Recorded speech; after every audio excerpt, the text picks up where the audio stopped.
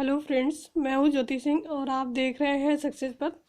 आज के इस वीडियो में हम पॉलिटेक्निक सिविल इंजीनियरिंग के थर्ड सेमेस्टर के स्टूडेंट के लिए जो उनका एक सब्जेक्ट है स्ट्रक्चरल मैकेनिक्स, उसको हम स्टार्ट कर रहे हैं। और इसमें जितने भी इंपॉर्टेंट पॉइंट होंगे प्रत्येक चैप्टर से उसको हम देखने वाले हैं। पूरी थ्योरी हम यहाँ पर कवर नहीं करेंगे, लेकिन हम जितने भी इंपॉर्टेंट पॉइंट होंगे, जो न्यूमेरिकल के पॉइंट हैं, जो भी आपके फार्मूले वगैरह होंगे, जिसका डेरिवेशन वगैरह जो आपके एग्जाम में आता है, और जो मोस्ट इंपॉर्टेंट फार्मूले हैं उन सभी को हम यहाँ पर कवर करने वाले हैं। तो चलिए हम स्टार्ट करते हैं। सबसे पहला चैप्टर हमारा है shear force and bending moment, जो सबसे ज़्यादा इंपॉर्टेंट ये चैप्टर आपका होता है। आपके कंपटीशन में भी इससे बहुत ज़्यादा क्वेश्चन पूछ जाते हैं और आपके सेमेस्टर एग्जाम में भी इससे बहुत ज़्यादा क्वेश्चन पूछ जाते हैं। और इसको आपको समझना, शियर फोर्स कैसे ड्रा करते हैं और बेंडिंग मोमेंट कैसे ड्रा करते हैं, तो इनका जो डायग्राम होता है कैसे ड्रा करते हैं, तो इसका बहुत ज़रूरी है आपके लिए जानना। और जितने भी फार्मूले इसमें यूज होते हैं वो सभी फार्मूले का डेरिवेशन भी आपको पता होना चाहिए, फिर चाहे किसी भी प्रकार का न्यूमेरिकल आपसे एग्जाम में पूछा जाता है आप सॉल्व कर पाएंगे। तो सबसे पहले हम ये पता करेंगे कि जो भी फार्मूले यहाँ पर यूज होते हैं उनका डेरिवेशन कैसे होता है, कैसे फार्मूले कहाँ से प्राप्त किए जाते हैं, तो पूरी डिटेल हम देखेंगे और आगे न्यूमेरिकल भी हम इस पर करने वाले हैं। तो चलिए हम स्टार्ट करते हैं। सबसे पहले हम आपको बता दें कि जो शियर फोर्स आपका है कर्तन बल और बेंडिंग मोमेंट नमन आघूर्ण, तो इसका एक डायग्राम बनता है। इसके जो भी क्वेश्चन सॉल्व करते हैं उसको सॉल्व करके, और इसके साथ साथ इसका SFD BMD भी हमको बनाना होता है। तो सबसे पहले हम फार्मूले देखते हैं, इसमें कौन कौन से मेन फार्मूले जो आपके हैं यूज होते हैं। तो सबसे पहला जो फार्मूला है, आपको दो टाइप्स के, देखिए दो टाइप्स के क्वेश्चन यहाँ पर मिलेंगे और एक टाइप के क्वेश्चन में दो टाइप के फार्मूले, मतलब टोटल देखिए दो तरह के क्वेश्चन होंगे। देखिए सबसे पहला आपका क्या होगा कि एक सिंपली सपोर्टेड बीम है और उस पर क्या है कि आपका सेंटर पे पॉइंट लोड लगा है, ठीक है। एक ये हो गया। सिंपली सपोर्टेड बीम में चार फार्मूले आपको मिल जाएंगे और कैंटिलीवर बीम के चार फार्मूले मिल जाएंगे। यानी कि सिंपली सपोर्टेड बीम का जो पहला केस है जिसमें पॉइंट लोड लगा है, उसके दो फार्मूले होते हैं, एक शियर फोर्स के और एक बेंडिंग मोमेंट के। इसी प्रकार से जो आपका सिंपली सपोर्टेड बीम की पूर्ण लंबाई पर आपका यूडीएल लगा होता है, यूनिफॉर्मली डिस्ट्रीब्यूटेड लोड लगा होता है, ठीक है, समवितरित भार, तो उसके भी दो फार्मूले होते हैं। किसी भी एक केस के दो फार्मूले आपको मिलेंगे, एक शियर फोर्स के और एक बेंडिंग मोमेंट के, ठीक है। इसी प्रकार आपके कैंटिलीवर जो बीम होती है इसमें भी आपके दो केस मिल जाएंगे और एक केस के दो फार्मूले होंगे। कैंटिलीवर बीम पर जब पॉइंट लोड लगा होगा तो उसका शियर फोर्स क्या होगा, उसका बेंडिंग मोमेंट क्या होगा, और कैंटिलीवर बीम पे जब आपका यूडीएल लगा होगा, पूर्ण लंबाई पर जो आपका समवितरित भार लगा होगा, तो उसका जो शियर फोर्स का मान क्या होगा और बेंडिंग मोमेंट का मान क्या होगा। तो ये जो 8 फार्मूले हैं आपके पहले चैप्टर के लिए, shear force and bending moment के लिए बहुत ज़्यादा इंपॉर्टेंट है और इसी पर सारे न्यूमेरिकल आपके बेस्ड होते हैं। फर्स्ट चैप्टर जो आपका shear force and bending moment है इस चैप्टर के, और इन 8 फार्मूलों का हम डेरिवेशन देखेंगे, कैसे डिराइव करते हैं, कैसे कहाँ से फार्मूले प्राप्त होते हैं। उसके बाद से कोई भी न्यूमेरिकल आपसे पूछा जाए इस पर तो आप बहुत ही आसानी से कर पाएंगे। तो चलिए सबसे पहले हम फार्मूले देख लेते हैं थोड़ा बहुत, और उसके बाद से हम एक एक का डेरिवेशन यहाँ पर देखने वाले हैं। यहाँ पर आप देख सकते हैं कि जो आपका यहाँ पर आपका एक सिंपली सपोर्टेड बीम होता है, ठीक है। यहाँ पर दोनों तरफ इसका सपोर्ट लगा हुआ है और सेंटर पे पॉइंट लोड लगा हुआ है। एक केस आपको बताया हमने। और सिंपली सपोर्टेड बीम का ही दूसरा केस होता है जिसकी पूरी लंबाई पे यूडीएल लगा है, पॉइंट लोड लगा नहीं लगा होता है।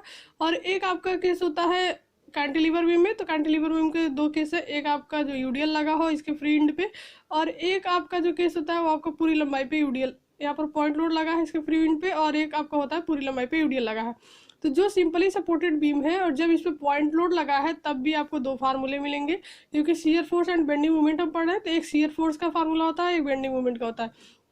तो जब आपका शुद्धालंबित धरण है, सिंपली सपोर्टेड बीम है जिसके मध्य में सेंटर पे पॉइंट लोड लगा है, तब उसका जो मैक्सिमम शियर फोर्स होता है और मैक्सिमम बेंडिंग मोमेंट, अगर ये दोनों चीज़ें हमको पता है तो हम डायग्राम खींच पाते हैं, डायग्राम ड्रा कर पाते हैं। तो मैक्सिमम शियर फोर्स क्या होता है कि W/2 होता है। आप केस याद रखेंगे कि सिंपली सपोर्टेड बीम के दो केस होते हैं, ठीक है, और एक केस में दो फार्मूले होते हैं। आप इतना याद रखेंगे, ये पूरा निचोड़ है आपके चैप्टर का। और इसी प्रकार से कैंटिलीवर बीम का दो केस होता है और एक केस के दो फार्मूले होते हैं।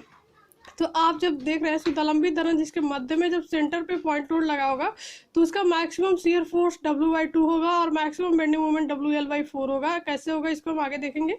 फिर दूसरा जो केस है सिंपली सपोर्टेड बीम का ही, जिसकी पूर्ण लंबाई पर जब यूडीएल लगा होता है, यूनिफॉर्मली डिस्ट्रीब्यूटेड लोड यानी कि समवितरित भार, तब आपका जो मैक्सिमम शियर फोर्स होता है WL/2, यहाँ पर स्मॉल w होगा, और इसमें आपका जो पॉइंट लोड में आपका कैपिटल W होता है और यूडीएल में आपका स्मॉल w होता है। तो WL/2 और मैक्सिमम बेंडिंग मोमेंट आपका क्या हो जाएगा, स्मॉल WL²/8 होगा। फिर आपका क्या होगा, कैंटिलीवर जब बीम है और उसके फ्री एंड पे पॉइंट लोड लगा होता है तो आपका मैक्सिमम शियर फोर्स उस टाइम में हो जाएगा कैपिटल डब्ल्यू। शियर फोर्स में हमेशा कैपिटल डब्ल्यू यूज करते हैं और बेंडिंग मोमेंट में स्मॉल डब्ल्यू, ये याद रखेंगे आप।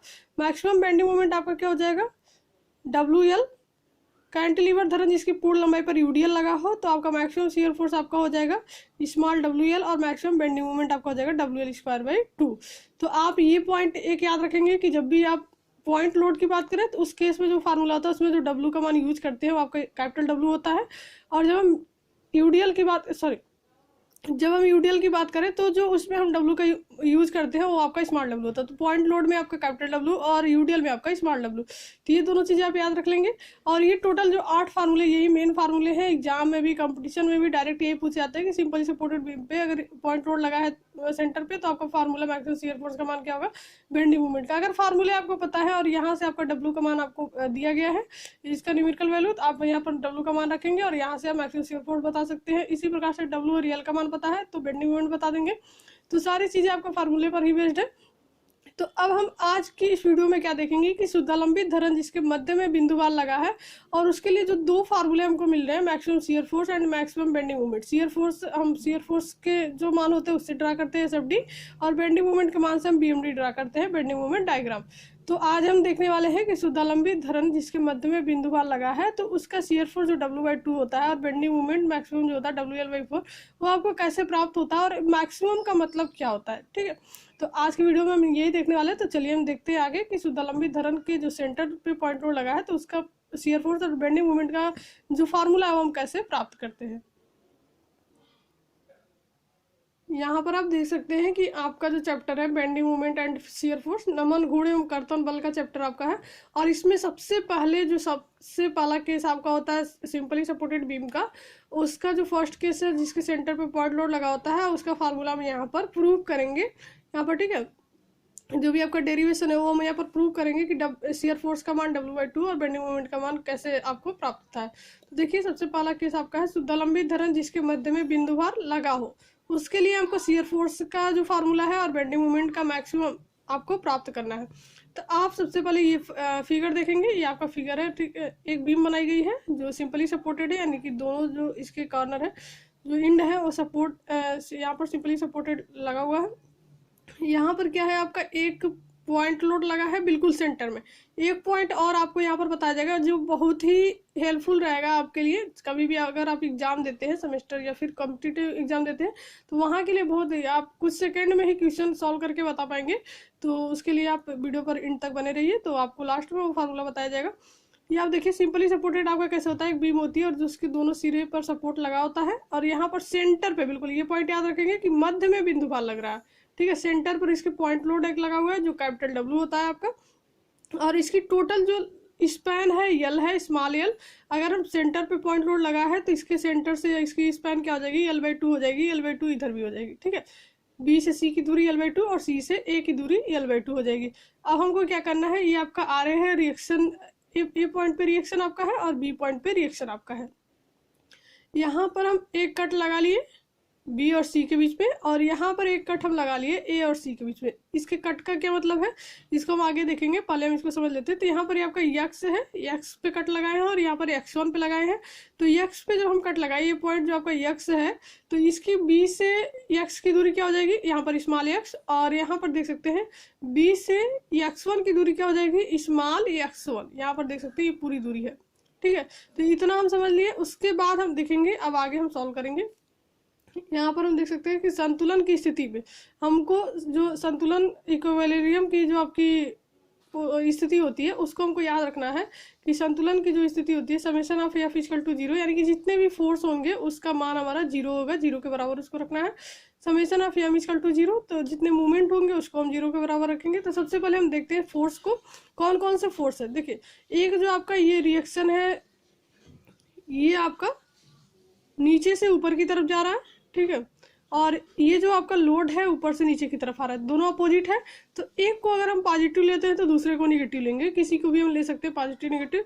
तो अगर हम ये दोनों अपोजिट है, इसको अगर हम प्लस में लेते हैं तो ये जो नीचे की तरफ फोर्स आएगा उसको माइनस में लेंगे। जितने भी ऊपर की तरफ फोर्स जा रहे हैं उसको अगर प्लस में लेते हैं तो जो नीचे वाले फोर्स होंगे उसके अपोजिट वाले सबको माइनस में लेंगे। या फिर अगर नीचे वाले को हम प्लस में लेते हैं तो ऊपर वाले को माइनस में लेंगे, एक दूसरे के अपोजिट होते हैं। तो यहाँ पर क्या है कि summation of F equal to 0, तो इसमें क्या हो जाएगा कि R A plus R B, जितने प्लस वाले हैं नीचे से ऊपर जा रहे हैं, आर ए आपका है और कोई फोर्स तो आपका बीच में नहीं लगा है, आर बी लगा है, ठीक है। एक आर ए है और एक आर बी है, जो दोनों आपके रिएक्शन है, दोनों आपके नीचे से ऊपर की तरफ जा रहे हैं, तो दोनों को हम क्या कर लिए, प्लस कर लिए। और डब्ल्यू आपका क्या है, अपोजिट फोर्स है, तो इसको हम इक्वल के दूसरे साइड में रख दिए, यानी कि ये डब्ल्यू आपका इसके बराबर। अगर इधर ही हम रखते इक्वल के इधर ही रखते तो R A plus R B equal to R A plus R B minus W आपका होता है, क्योंकि अपोजिट फोर्स है ये। और जब हम इसको चेंज करेंगे तो क्या हो जाएगा, माइनस डब्ल्यू, तो इधर आएगा तो प्लस डब्ल्यू हो जाएगा, इसलिए हमने पहले से ऐसे लिख दिया R A plus R B equal to W, यानी कि जो नीचे से ऊपर की तरफ फोर्स जा रहा है उसको हम एक साइड में रख लेंगे प्लस करके, और जो ऊपर से नीचे की ओर आ रहा है उसको हम इक्वल के इधर रखेंगे, तो फिर आपको माइनस प्लस लगाने की जरूरत नहीं है। तो ये आपका समीकरण 1 बन गया।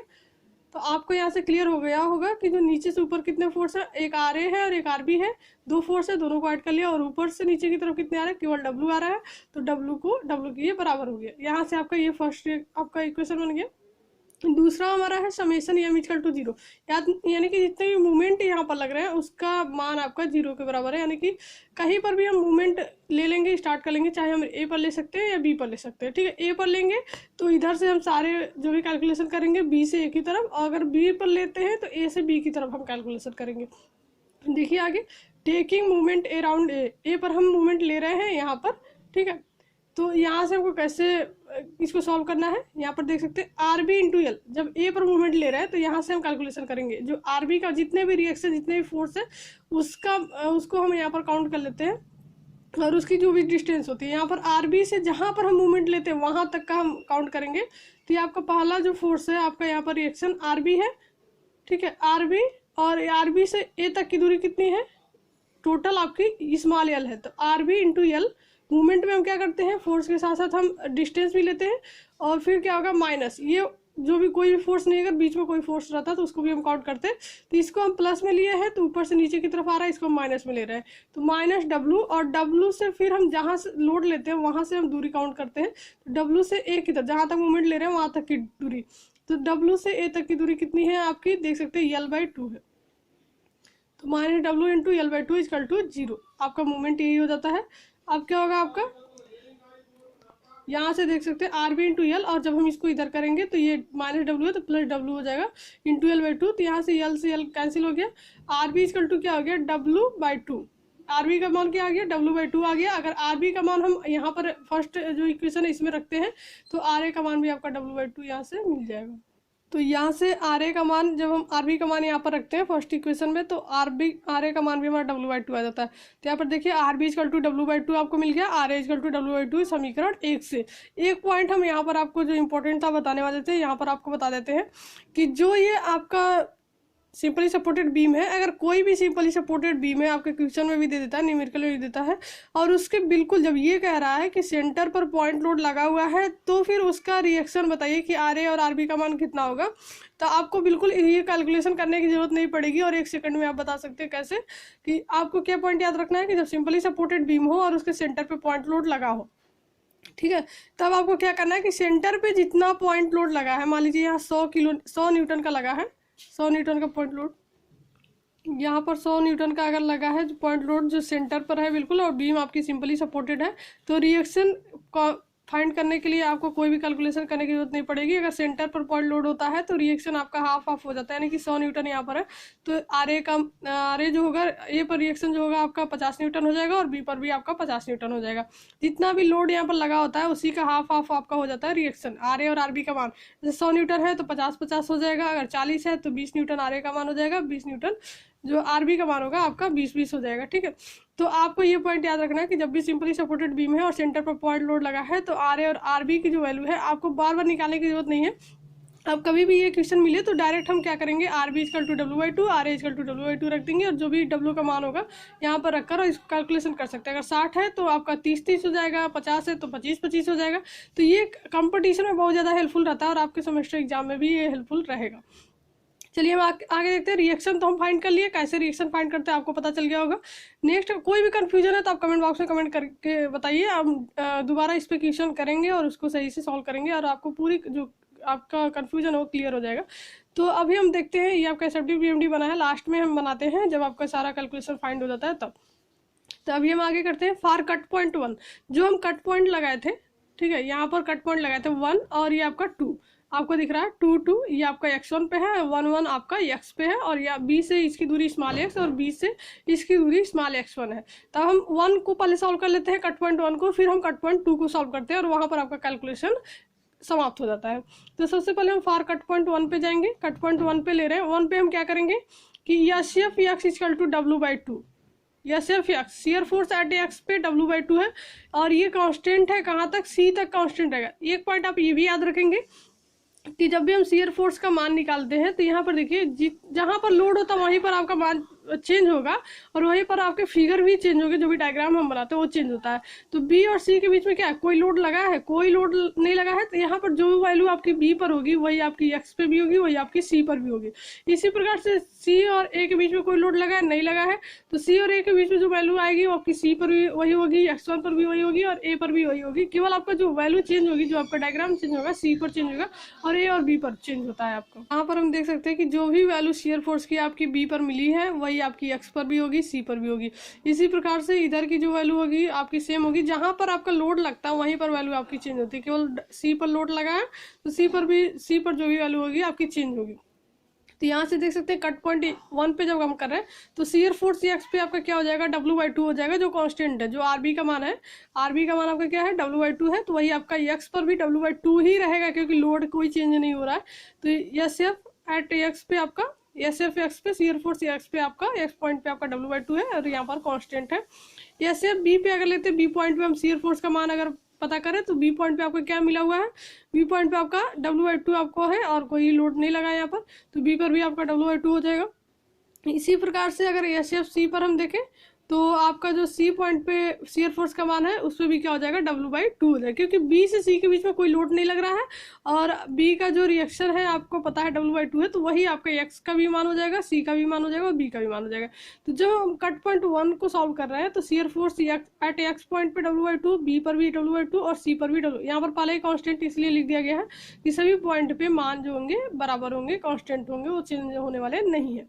अभी हम क्या करेंगे, x1, इस पे x1 को सॉल्व करेंगे। चलिए ठीक है, जहाँ पर हम शियर फोर्स का मान लिए कट पॉइंट 1 को सॉल्व कर रहे थे, तो वहीं पर हमको बेंडिंग मोमेंट का भी मान पता करना है। बेंडिंग मोमेंट ले लेंगे, फिर हम दूसरे कट पॉइंट को सॉल्व करेंगे और उसका भी शियर फोर्स और बेंडिंग मोमेंट का मान हम देखेंगे। तो देखिए BM एट एक्स पॉइंट पे जब हम बेंडिंग मोमेंट लेंगे तो आपका क्या था, फोर्स का मान था W/2 और दूरी हम क्या लेते हैं, डिस्टेंस ले लेते हैं x, यानी कि जो आपका B से x तक की दूरी आपकी क्या थी, कट 1 तक की, ये आपका बीम था, ये आपका सपोर्ट है, ठीक है, सपोर्ट है। यहाँ पर सी पे लोड लगा हुआ है, यहाँ पर आपका कट 1 था और यहाँ से ये आपका बी है, तो बी से यहाँ तक की दूरी आपकी स्मॉल एक्स थी, और यहाँ पर जो दूसरा कट था बी से यहाँ, ये x1 आपका कट है, तो यहाँ तक की दूरी स्मॉल x1 थी। तभी हम किस पे ले रहे हैं, bending moment, bending moment x पे फाइंड कर रहे हैं यहाँ पर। तो यहाँ पर क्या हो जाएगा, लोड जितना होगा और जितनी डिस्टेंस, लोड आपका था W/2 और डिस्टेंस आपका क्या है, बी से यहाँ तक की दूरी आपकी है x है। तो आपका W/2 के साथ हम क्या करेंगे, बेंडिंग मोमेंट में हम डिस्टेंस को भी मल्टीप्लाई करते हैं, तो x से मल्टीप्लाई कर दिए। और ये जो आपका स्ट्रेट लाइन लिखा है, इसका क्या मतलब है कि जब आपका बेंडिंग मोमेंट में अगर जो वैल्यू है स्क्वायर में आती है, क्यूब में आती है, तो वहाँ पर आपका मान चेंज होता है, जो आपका फिगर होगा, डायग्राम होगा, वो चेंज होगा, पैराबोलिक हो जाएगा और भी कुछ हो सकता है। तो यहाँ से आपका स्क्वायर नहीं है, तो इसीलिए जो डायग्राम बनेगा स्ट्रेट लाइन में बनेगा, इसका ये मतलब है। नेक्स्ट हम देखेंगे डायग्राम में, हम इसको देखेंगे कैसे क्या करते हैं। Bending moment at B point पे हम बेंडिंग मोमेंट ले रहे हैं, तो यहाँ पर आपका क्या हो जाएगा, बी पॉइंट पे 0 हो जाएगा, क्योंकि यहीं से हम स्टार्ट कर रहे हैं, तो जहां से स्टार्ट करते हैं वहां पर सारे जो मोमेंट का मान होता है वो 0 होता है। यहाँ पर क्या हो जाएगा, बी पॉइंट पे एक्स का मान 0 है, ठीक है। यहाँ से यहाँ तक की दूरी आपकी एक्स थी, लेकिन बी पर आपका एक्स है ही नहीं, एक्स का मान 0 है, एक्स आपका यहाँ से स्टार्ट हो रहा है और यहाँ तक x1 पे जब जाएंगे तो स्मॉल एक्स आपकी डिस्टेंस मिलेगी, लेकिन बी पे क्या है, एक्स का मान 0 है। तो इसी जो फार्मूला है इसी में एक्स का वैल्यू हम रख देंगे और यहाँ पर क्या हो जाएगा, टोटल वैल्यू आपकी 0 हो जाएगी। इसी प्रकार से बेंडिंग मोमेंट सी पर अगर फाइंड करें, जहाँ पर आपका लोड लगा हुआ था, ये आपका बी था, ये आपका एक्स था और ये आपका सी था, तो सी पर अगर हम फाइंड करते हैं तो सी पर आपकी एक्स की वैल्यू क्या हो जाएगी, ये हमको देखना है। तो एक्स इक्वल टू क्या हो जाता है, L/2 हो जाता है। जो डिस्टेंस होता है, ये टोटल आपका जो स्पैन था L था, और एक्स यहाँ सी तक की जो वैल्यू थी आपकी डिस्टेंस थी L/2 थी, स्पैन का जो मान था। तो एक्स इक्वल टू यहाँ पर क्या रख देंगे, L/2 रखेंगे और इसी फार्मूले में हम एक्स की जगह L/2 रख देंगे और आपका जो मान आ जाएगा WL/4। फार्मूला आपका एक ही रहेगा, बेंडिंग मोमेंट एक्स पे जो निकालेंगे वही रहेगा, केवल एक्स का मान चेंज होता है। बी पर एक्स इक्वल टू 0 है तो यहाँ पर सारे पॉइंट 0 हो गए, और सी पर एक्स का मान आपका L/2 के बराबर है तो एक्स की जगह L/2 रख दिया, जो भी फार्मूला आ गया आपको यहाँ से मिल गया। नेक्स्ट हम दूसरे कट पॉइंट को सॉल्व करते हैं, फार कट पॉइंट सेकंड। तो जो यहाँ पर हम कट पॉइंट लेते हैं सी और ए के बीच में, तो यहाँ पर जब हम लेंगे तो यहाँ पर शियर फोर्स का मान सबसे पहले हम देखेंगे SF x1 है, x1 हम इसको माने हैं, तो x1 यहाँ पर क्या हो जाएगा शियर फोर्स का मान। एक तो आपका RB पे W/2 था, जितने फोर्स होते हैं उसको हम काउंट करते हैं, तो एक यहाँ पर आपका क्या हो जाएगा, दो फोर्स आ जाएंगे, एक RB वाला और एक आपका C वाला। इसके अंदर में आपके दो फोर्स लग रहे हैं, जो फोर्स होता है वही काउंट करते हैं, और जो ऊपर से नीचे की तरफ एक को हम प्लस लेंगे एक को माइनस लेंगे। तो ये SF x1 पे जब हम ले रहे हैं तो RB का मान ले रहे हैं W/2 प्लस में ले लिए, तो इस C वाला जो फोर्स है उसको हम माइनस में ले लेंगे, W/2 माइनस W, दो ही फोर्स थे, दोनों को हम काउंट कर लिए। अब क्या करेंगे, हम इसको सॉल्व कर लेंगे तो आपका टोटल जो मान आ जाएगा -W/2 आ जाएगा, जो कांस्टेंट है, और ये आपका स्ट्रेट लाइन भी होगा। आपके स्ट्रेट लाइन का यूज आपका बेंडिंग मोमेंट में होता है, तो कांस्टेंट है, यानी कि यहाँ से जो वैल्यू होगी सबकी कांस्टेंट रहेगी। सी पर भी, सी पॉइंट पे भी आपको क्या मिल जाएगा, -W/2 ही रहेगा, कांस्टेंट पहले लिख दिया गया है। और ए पॉइंट पे भी आपका -W/2, क्योंकि इसके बीच में और कोई फोर्स नहीं लग रहा है, ठीक है। तो ए पॉइंट पे आपका हो गया -W/2। अब बेंडिंग मोमेंट का मान हम निकालेंगे x1 पे, ठीक है। x1 पे जब हम बेंडिंग मोमेंट का मान निकालें तो फार्मूला तो आपका शियर फोर्स वाला ही रहता है। देखिए शियर फोर्स का जो फार्मूला उसी में हम दूरी से मल्टीप्लाई कर देते हैं, तो यहाँ से x1 पे जो शियर फोर्स मिला था W/2, इसी में हम क्या करेंगे x1 से मल्टीप्लाई कर देंगे, यानी कि यहाँ से B से यहाँ तक की दूरी क्या है, x1 है, तो x1 ले लिए हम, और फिर क्या है -W आपको फोर्स मिला था, इसमें हम क्या किए, डिस्टेंस से मल्टीप्लाई कर दिए, तो x1 माइनस L/2, ठीक है। अगर यहाँ तक का x1 है और केवल हमको ये डिस्टेंस पता करनी है, तो x1 में से अगर L/2 माइनस कर दे तो ये वाली डिस्टेंस हमको मिल जाएगी, इसलिए हम x1 माइनस L/2 कर दिए, ये डिस्टेंस आपको मिल गई x1 पे। अब इसको हम क्या करेंगे, फार्मूला हमारा बन गया, इसी में हम C वाले पॉइंट पे x1 का मान जो रहेगा रख देंगे x1 की जगह, और A वाले पॉइंट पे भी x1 का मान। तो यहाँ पर देखिए C पर अगर हम निकालते हैं, एक पहले निकालेंगे एक बाद में निकालेंगे, तो C पर निकालते हैं तो C पर x1 का मान क्या हो जाएगा, L/2 होता है, यहाँ से यहाँ तक की दूरी आधी दूरी थी, तो x1 की जगह हम L/2 रख देंगे, ठीक है। W/2 इंटू L/2 आपका हो गया। इसी प्रकार से आपका WL/4 यहाँ से मिल गया। नेक्स्ट हमारा है, यहाँ पर क्या हो जाएगा कि आपका W/2, जब यहाँ पर L/2 रखेंगे तो L/2 प्लस L/2 माइनस आपका कट जाएगा, और यहाँ पर आपका 0 माना जाएगा। जब इसका मल्टीप्लाई करेंगे तो टोटल टर्म आपका 0 हो जाएगा, इसलिए हम इसको नहीं बता रहे, यहाँ पर केवल यही आपको बचता है, और यही हम सॉल्व करते हैं। नेक्स्ट हमारा क्या है, C पॉइंट पे हम बेंडिंग मोमेंट ले रहे हैं, तो C पॉइंट पे आपका क्या हो जाएगा, L/2 था जिसको हम रख लिए, और WL/4 आपका मान आ गया।